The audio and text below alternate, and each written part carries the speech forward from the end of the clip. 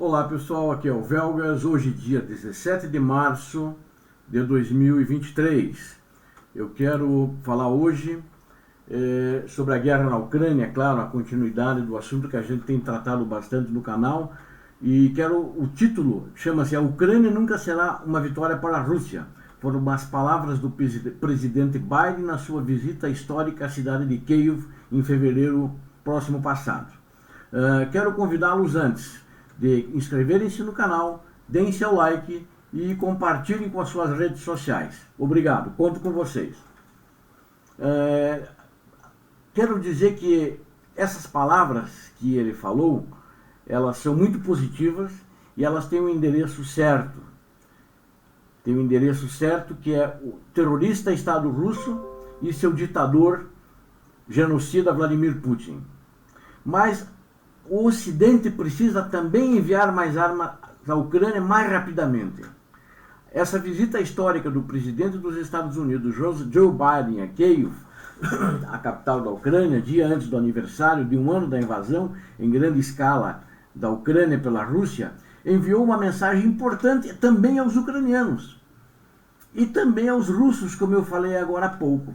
A Ucrânia nunca será uma vitória para a Rússia, disse Biden, acrescentando que os Estados Unidos apoiarão a Ucrânia enquanto for necessário.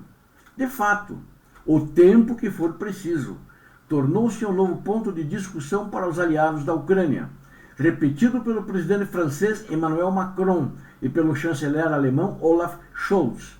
Mas, enquanto for preciso, também sinaliza para muitos ucranianos que os aliados esperam que a guerra se arraste por anos.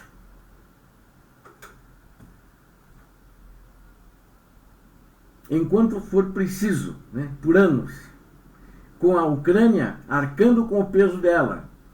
E eles estão certos, mesmo que os Estados Unidos da América e seus aliados tenham enviado bilhões de dólares em equipamentos militares para a Ucrânia, ainda há uma coisa que eles parecem incapazes de fornecer: um compromisso claro e unido para uma rápida vitória ucraniana, a menos que os Estados Unidos queiram se ver envolvidos em outra guerra eterna, em termos de que muitos se adequam ao presidente russo Vladimir Putin.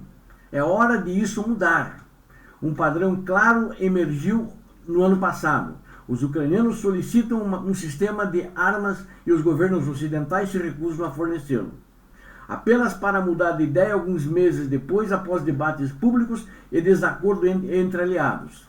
A notícia em janeiro último, próximo passado, que os tanques Leopard, alemães, e os tanques Abrams dos Estados Unidos da América seriam entregues à Ucrânia no final desse ano, foi naturalmente bem-vinda.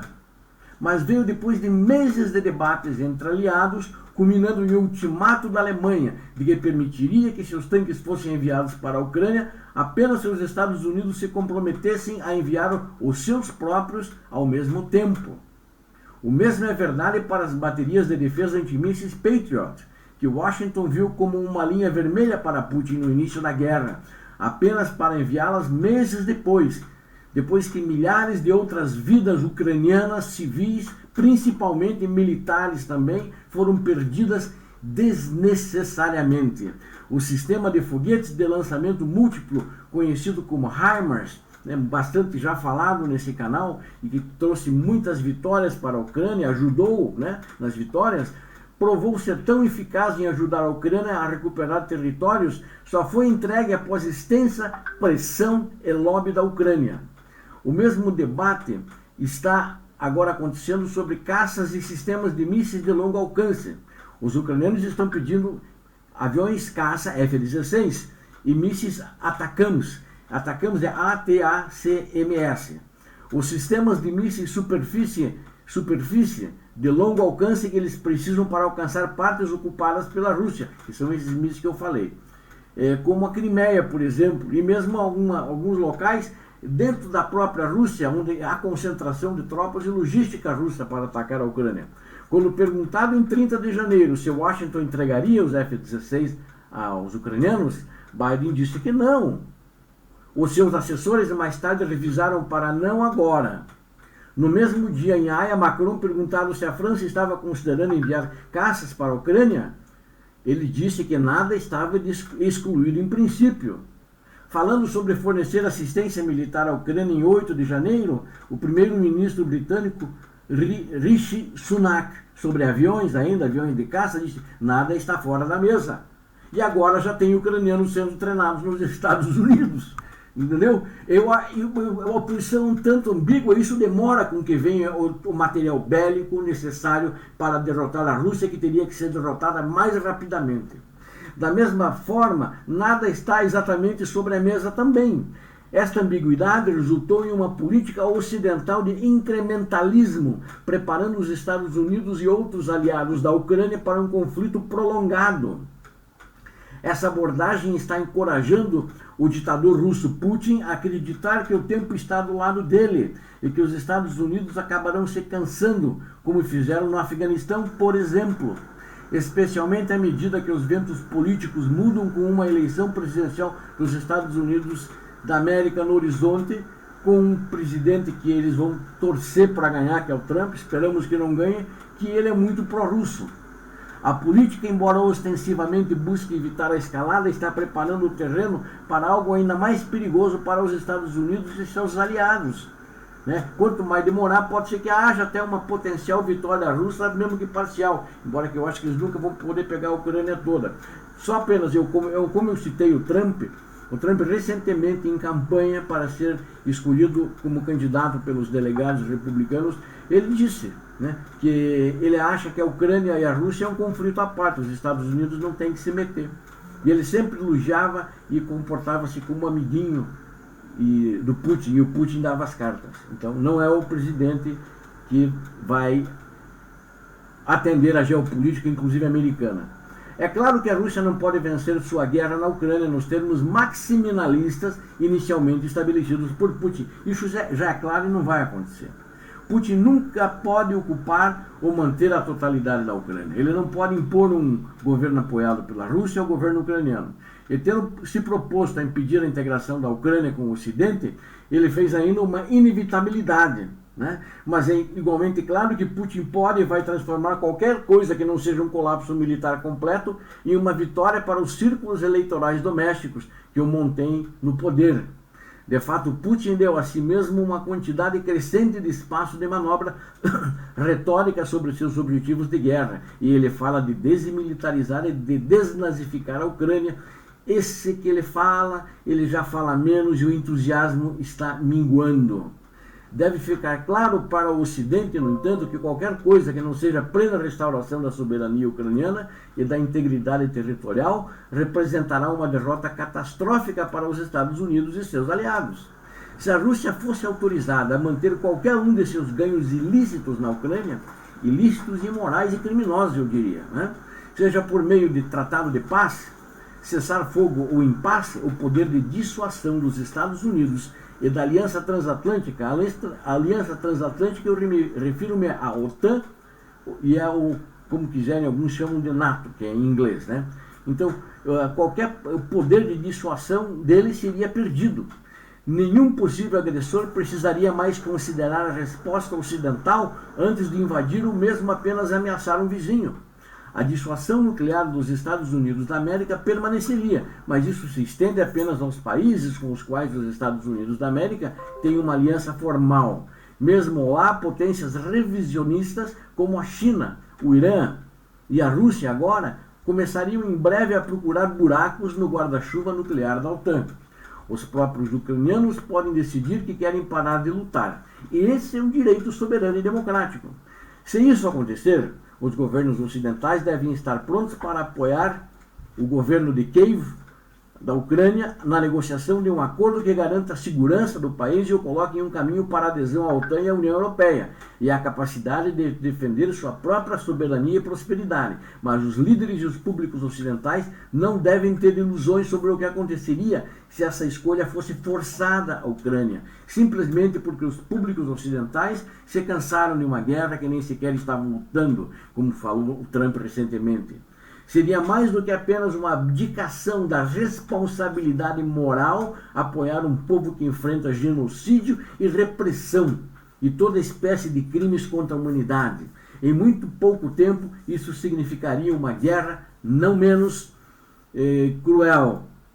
Se a invasão da Rússia terminar em qualquer outra coisa que não os termos da Ucrânia, Moscou terá se provado correta. Olha, quero frisar bem isso. Se a invasão da Rússia na Ucrânia terminar em qualquer coisa, qualquer acordo, ou qualquer coisa que dê impressão de vitória russa, se eles mantiverem qualquer pedaço da Ucrânia, o Putin, Moscou, terá provado que ele está correto. Poderia ter visto como certo. As potências, e o povo russo também vai achar isso. As potências regionais olharão para seus bairros com apetites crescentes. Né? A potência regional que eu digo, eles enxergando lá, China, Taiwan é um bairro nosso, vou lá pegar, né? E outros também, né? O Putin, agora quero pegar a Geórgia, né? E eles vão ficar confiantes que as consequências da agressão seriam mínimas. A mensagem recebida pelos estados menores seria igualmente clara. A única maneira de evitar o destino da Ucrânia é ceder preventivamente à hegemonia regional, ou se tiverem a sorte de ter os vizinhos certos, buscar uma aliança formal para esses outros países. A corrida para dominar ou ser dominado será mortal. A OTAN, a União Europeia e as Nações Unidas surgiram em resposta às guerras intermináveis de que esta lógica dá origem. A ordem que estas instituições engendraram está longe de ser perfeita, mas se a Rússia for autorizada a minar esta ordem, obtendo um resultado favorável na Ucrânia, o que vem a seguir? Uma era de guerras fronteiriças permanentes, conflitos regionais, corridas armamentistas, crises de refugiados e comércio interrompido. Será muito pior do que qualquer coisa enfrentada desde a Segunda Guerra Mundial. Na prática, assumir um compromisso estratégico com a vitória em termos ucranianos significa inverter a lógica da dissuasão e da escalada. A atual abordagem reativa de gotejamento lento para fornecer à Ucrânia sistemas de armas adicionais foi projetada em parte para gerenciar o potencial de que Putin possa escalar a guerra. Ele poderia fazê-lo através do uso de armas de destruição em massa, ou atacando os próprios membros da OTAN. No início da guerra, quando os líderes ocidentais tinham muito poucos dados sobre os quais avaliar as intenções e estratégias russas, essa cautela poderia até ser justificada. Um ano após o início da guerra, no entanto, duas verdades são claras. Primeiro, o fornecimento de armas cada vez mais poderosas não levou a uma escalada russa desenfreada. Segundo, a relativa contenção ocidental não impediu Putin de bombardear alvos civis ucranianos. A guerra implacável da Rússia contra os civis da Ucrânia é, de fato, a estratégia que a maioria dos analistas no mundo inteiro esperava que Moscou perseguisse desde o início, porque ele está replicando táticas que ele usou para submeter a Chechênia e também na Síria, que é mais recentemente, onde eles ainda estão lá. E no Grozny, na capital da Chechênia também, mataram muitos civis. Foi uma matança geral. O fato de que Moscou levou as táticas que usou na Chechênia recentemente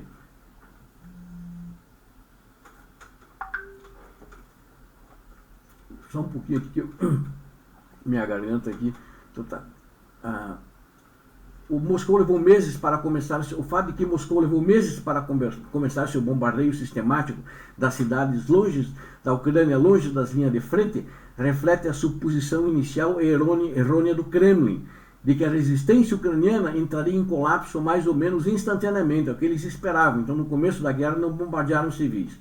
Quando essa análise em si entrou em colapso, levou tempo para a Rússia se preparar para a brutalidade que empreendeu desde setembro. Na medida que a Rússia intensificou seus ataques, então o fez com resposta não ajuda ocidental à Ucrânia. De fato, Moscou não teve como alvo as linhas de suprimento ocidentais, não teve, né? E nem as linhas ucranianas e nem a logística ucraniana, mas em vez disso, em resposta à própria resiliência da Ucrânia. À medida que mais e mais ajuda ocidental fluiu para o país desde setembro do ano passado, o escopo e a escala do ataque da Rússia permaneceram praticamente inalterados. Portanto, é difícil argumentar que há qualquer relação causal entre fornecimento de armas ocidentais e a acusação da Rússia da guerra. Seja qual for a retórica, o tamanho e a forma da ofensiva da primavera da Rússia parecem projetados apenas para reforçar suas posições na região oriental de Donbás, na Ucrânia. seu ataque atual parece insuficiente até mesmo para tentar retomar todo o território que a Rússia alega, de maneira ilegal, imoral e criminosa, ter anexado, e que declarou parte da Rússia, para não falar de Kiev e assumir o controle político sobre o país como um todo. Militarmente, então, a Rússia respondeu ao apoio ocidental à Ucrânia, não aumentando seu poder de fogo, mas reduzindo seus objetivos de fato. Infelizmente, o ritmo incremental com que as armas foram fornecidas, né, isso tem que ficar claro, e acho que o Ocidente tem ciência disso, e as deliberações muito públicas sobre quais armas fornecer, e quando deram aos militares russos tempo para se ajustarem e aprenderem, inverter essa abordagem de cabeça para baixo faria com que o Ocidente assumisse um compromisso imediato e aberto de dar à Ucrânia o que quer, que ela precise para vencer, mesmo que nem todas essas armas possam ser entregues hoje. A Aliança Transatlântica deve seguir uma sugestão do Reino Unido e começar a treinar forças ucranianas para usar toda a gama de armamento que o Ocidente pode fornecer. Mas isso deve ser apenas o começo. A curto prazo, o Ocidente deve assumir agora um compromisso crível de fornecer à Ucrânia todo o apoio militar viável no mais curto espaço de tempo possível. Algumas coisas, para ser bem claro, permaneceriam permanentemente fora da mesa, incluindo armas nucleares, isso não pode entrar em questão, não deve ser fornecido à Ucrânia, outras armas de destruição em massa, como armas químicas, e armas proibidas pelo direito internacional que não tem lugar legítimo neste ou qualquer outro conflito. Para todo o resto, porém, os aliados devem estar na logística de fornecimento e manutenção agora para a Ucrânia, e as entregas devem ser pré-aprovadas, prontas para entrar em um gatilho muito rápido.